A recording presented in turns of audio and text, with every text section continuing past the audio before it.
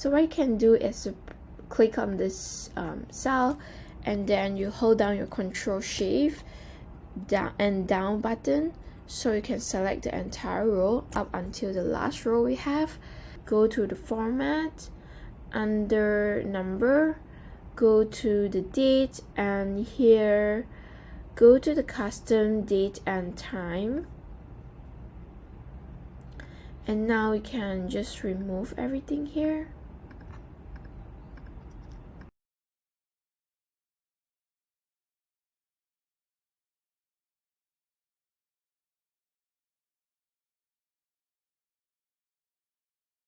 Okay, so one thing we can do is we can go by day.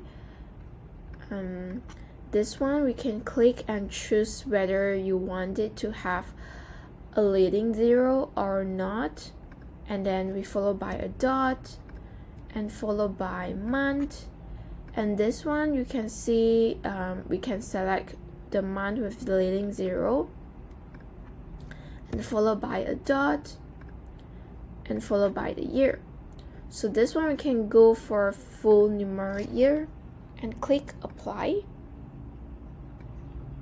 So now you got your date here with the new format.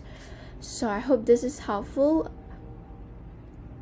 and if you require something a bit different, you can just change from where we edit the date format just now, which is the custom date and time.